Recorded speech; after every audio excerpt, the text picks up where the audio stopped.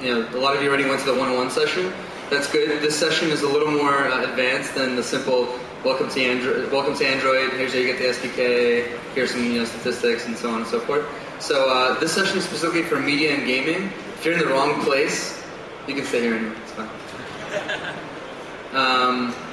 So today we're going to talk about media, apps, and game development. And maybe thinking to yourself, we've had a bunch of these one-on-one sessions that are kind of generic. Why are we always kind of talking about media and games?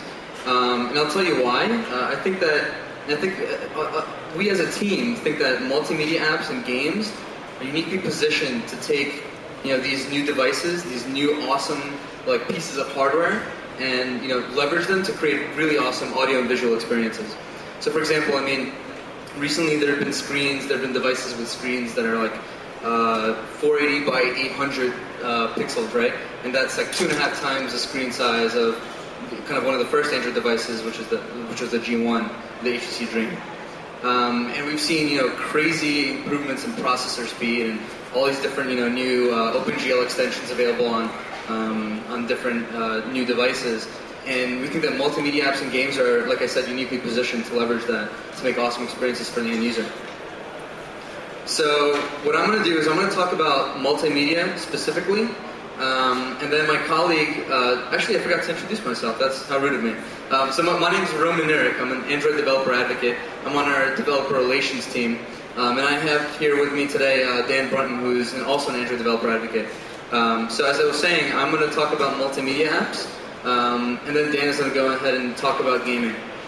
And we won't have time for questions after this session, but what we will do is we'll go ahead and talk out there. We'll be available out there in the developer lounge if you have any questions for us. So before I get into multimedia, I want to talk very briefly about the goals that we as a framework development and as a platform development team have set for ourselves. From a media framework goal standpoint, we have a few. We have a couple. The very first one is simplicity. When writing a multimedia application, we wanted to make sure that that developers would have the easiest set of APIs to work with when doing common things like recording video, playing video, recording sound, taking photos, things like that. So simplicity was one of our key goals, and I think we actually did pretty well then. And you'll see that as a theme throughout.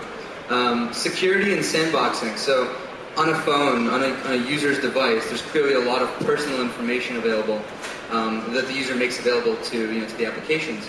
Not only that, but there's a lot of different, exposure to to the network and all these different things, right? And so the user has a lot of information, and the device needs to be secure, right? So one of our main goals is to decrease the amount of surface area for any potential attacks by doing proper sandboxing and having proper permissions and privileges set up.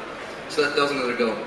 The last major goal that we've kind of taken into account is the ability to share system resources.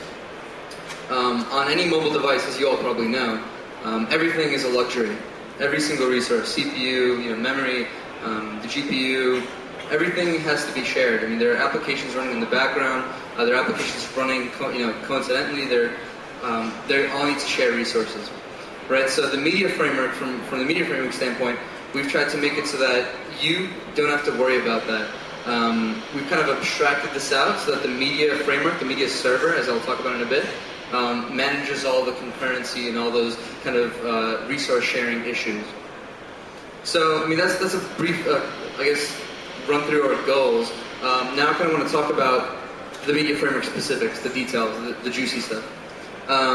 So when you make a media framework call, and let's take for a second something like media player. You instantiate a media player object to play some sound. You'll find yourself making calls like media player.set data source, give it some URL, play, prepare, things like that. So a lot of things are happening under the hood. We made it as easy as possible for you guys to use this code, to use this framework, but there's a lot going on underneath the covers.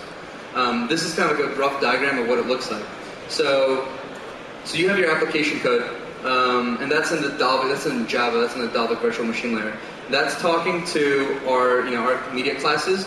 Those are simply stubs that communicate down to the native layer, and we'll talk about the native layer in a second. You'll see this as a theme through the talk. They communicate down to the native layer of what the user or what the developer is trying to do. So, for example, something like media.start, it goes to so I guess the Dalvik virtual machine implementation of that function down to the native layer. And by the way, this native proxy layer is still in your application process. So when that, now how do you actually execute that, right? How do you actually start the video?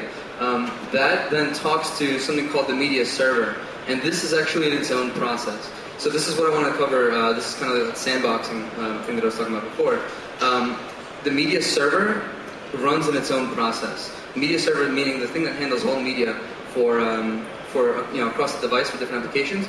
It runs in its own process, which has less privileges. It's an underprivileged citizen where it can't access a lot of common things. It can't access any sort of data, any sort of file. Okay. Battery's okay, I think. Interesting. Okay, we'll see if that happens again. I'll just have to project really loud then. So, where was I? The media server. Okay, so privileges. Thank you. I was trying to go too fast. Okay, so it's underprivileged, right? So it only has access to the SD card, for example. It also has direct access to the hardware, which most other processes don't have. So it's underprivileged, and at the same time, it is privileged in the sense that it has direct hardware access. And so we've designed this as the media server only has access to what it needs to do the job. So the way that your process through the native proxy communicates to the media server is through this intermediate stage called the service binder. And if you've created a service on Android before, you've probably looked at this binder interface. What it really lets you do is, you have a running service or maybe a not running service, and it lets you take your application and via your application communicate directly with that server using an interface. So this is all happening. In the media server case, this is all happening in the native layer, but it's the same general concept where your application, or the native proxy is communicating with the media server using this binder. So it's like one thing I guess I failed to mention is it doesn't stop there. So the media server also has access to engines to actually decode and encode video, and those are things like OpenCore, Vorbis, and MIDI. So at the end of this, it's not pictured. You do have like some sort of kind of subsystem, some media engine subsystems that are being communicated with in the media server process. So that's a very high level overview of the media framework. I guess the next important thing to talk about is what are the available APIs. So we talked about the framework, but how do you as an application developer use this, right? How do you use it? So there are a number of APIs available. As I mentioned, there's the media player for playing video, playing audio. There's a sound pool, which is important for cases where you have a number of different audio files that you want to play either simultaneously or different kind of in different sequences. The sound pool lets you manage all of that in a very CPU-friendly way. So it takes care of all the resource consumption stuff. So that's good for that last point last goal on resource sharing.